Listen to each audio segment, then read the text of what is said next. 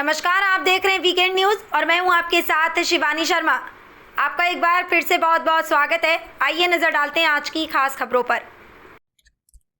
पश्चिमपुरी आगरा में doctor VP Ashok IPS सेवानिवृत्त PhD DLitt के कर कमलों द्वारा लेखक यतेंद्र सिंह एवं संपादक प्रोफेसर महावीर सिंह विभाग अध्यक्ष इतिहास विभाग आगरा कॉलेज आगरा द्वारा भारत की प्रमुख दरगाहों का ऐतिहासिक एवं सांस्कृतिक अध्ययन एवं मध्यकालीन भारत एक ऐतिहासिक अध्ययन 1206 ईस्वी से लेकर 1707 ईस्वी तक पुस्तकों का विमोचन संपन्न हुआ, जिसमें श्री नितिन कुमार सेना नायक सीआरपीएफ, प्रोफेसर बीडी शुक्ल विभाग अध्यक्ष इतिहास एवं संस्कृति विभाग डॉक्टर बीआर अम्बेडकर विश्वविद्यालय आगरा प्रोफेसर निशा राठौर, इतिहास विभाग आगरा कॉलेज आगरा प्रोफेसर मीना कुमारी, विभाग अध्यक्ष चित्रकला विभाग आगरा कॉलेज आगरा श्री नेत्रपाल सिंह, मेंबर जज लोक अदालत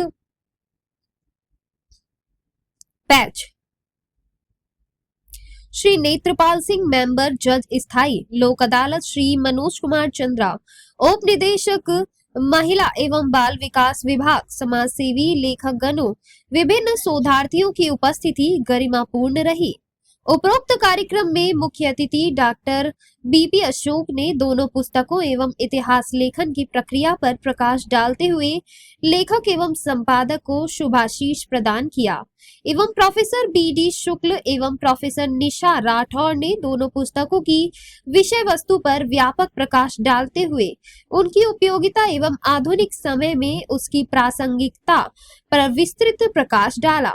संपादक प्रोफेसर महावीर सिंह ने ऐतिहासिक अनुसंधान के सतत अन्वेषण की प्रक्रिया पर प्रकाश डालते हुए सूफी संतों की भक्ति, ज्ञान, कर्म एवं भक्ति की त्रिवेणी संगम, गंगा यमुनी तहजीब एवं इंडो इस्लामिक समन्वयादि समग्रतावादी मानवतावादी चित्रण पर प्रकाश डालते हुए सहिष्णुतावादी चिंतन की प्रासंगिकता पर बल होते हुए सर्वधर्म संभाव की जीवन दृष्टि को समाज, राज्य एवं राष्ट्र की एकता एवं अखंडता को लिए आवश्यकता पर बल दिया।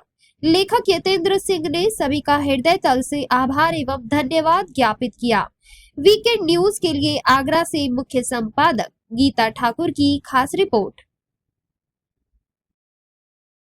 मैं यतेंद्र सिंह और मैंने ये दो जो बुक्स लिखी हैं, एक भारत की प्रमुख दरगाहों के विषय में है और सेकंड बुक है जो वो मध्यकालीन भारत पर लिखी है। ये कम्पिटिटिव अप्रोच को रखती है, कम्पिटिटिव अप्रोच को। और हमने जो दरगाहों का कॉन्सेप्ट निकाला है वो एक्चुअल में धार्मिक समन्वयीकरण की नीति पे फोकस डाला है और मैं उम्मीद करता हूँ कि आप इसे पढ़ेंगे और फिर आप एनालिसिस करेंगे। ये बस, थैंक यू। बहुत और इन्होंने इतिहास के लेखन के लिए एक नया कदम उठाया है।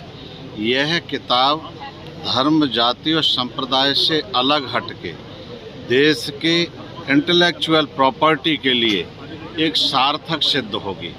जैसे हमारी विकासकारी सरकार है और विवाद रहित समाज में जिस तरह से धारणाएं आ रही हैं, उत्तर प्रदेश सरकार और हमारे सेंटर की सरकार, उसके लिए ये विचारक एक कड़ी बनेगी ये किताब।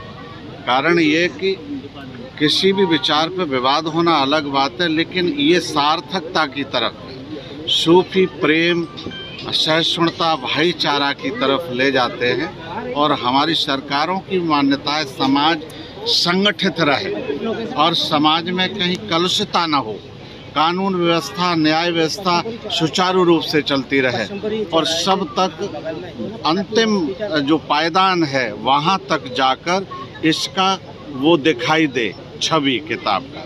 बच्चे पढ़ेंगे, कंपटीशन के युग में एक एक तथ्य जो इनकी प्रतियोगी परीक्षा में आएंगे उसके लिए लाभकारी सिद्ध होगी। मील का पत्थर यह किताब बन के उभरेगी। आज उसका विमोचन है। बहुत बहुत धन्यवाद। इस समय समाज में काम कर रहा हूँ जी। आज किस प्रकार का कार्यक्रम हुआ? आज ये विमोचन का कार्यक्रम रखा गया है श्री डॉक्टर महावीर सिंह जी के द्वारा और यतेंद्र जी के द्वारा, और इन्होंने दो पुस्तकों का विमोचन कराया है। इसमें एक पुस्तक मध्यकालीन भारत के ऊपर लिखी गई है, दूसरी दरगाहों के इतिहास के ऊपर लिखी गई है। दोनों पुस्तकें ही बहुत महत्वपूर्ण हैं इतिहास की दृष्टि से। जो इतिहास की पुस्तकें होती हैं वो लोगों को दिशा दिखाती हैं और प्रेरित करती हैं कि पूर्व में आपके पूर्वज और आपके जो देशवासी थे वो उनकी सोच क्या थी, उस सोच से आप आगे चलें। निश्चित रूप से आज के समय में उनकी महत्ता और उनकी जो प्रासंगिकता है वो और भी बढ़ जाती है, क्योंकि बहुत से लोग भटके हुए लोग बाग जो किसी ना किसी अपने स्वार्थ की वजह से, राजनीति की वजह से इतिहास को तोड़ मरोड़ करके पेश करना चाहते हैं। उनके सामने सही इतिहास लाया जाए, ये जिम्मेदारी इतिहासकारों की है, साहित्यकारों की है, लेखकों की है, ताकि लोग अपने बिल्डिंग्स के बारे में, जो हमारी हेरिटेज है उसके बारे में, और जो आंदोलन पूर्व में चले उनके बारे में, धर्म के बारे में सही स्थिति ला करके सामने दे सके, ताकि जनता प्रेरित होकर के जिस तरह से हमारे देश में पहले भी जो सांप्रदायिक सौहार्द था और जिस तरह से लोग बाग एकता में और सांस्कृतिक एकता थी बनी हुई, वही सांस्कृतिक एकता इस देश के अंदर दोबारा भी बनी रहे। असल जी, जिस तरीके से दरगाहों को खोदने का जो सिलसिला चला हुआ है, उस परिदृश्य में ये पुस्तक किस तरीके का देखिए, दरगाहों की जो भूमिका रही है हमारे देश के अंदर वो सांप्रदायिक सौहार्द वाली रही। वहाँ से बहुत सी कलाओं का जन्म हुआ और बहुत से सूफी लोगों का जन्म हुआ जिन्होंने भक्तों पर भी प्रभाव डाला अपना और प्रेम का संदेश दिया। उनका जो उद्देश्य था वो ये था कि लोगों में आपस में भेदभाव ना हो, उनके अंदर करुणा पैदा हो, सभी जीवों के प्रति दया आए, लोग अपना जीवन यापन ठीक से करें और किसी दूसरे को परेशान ना करें, करुणा के साथ रहें।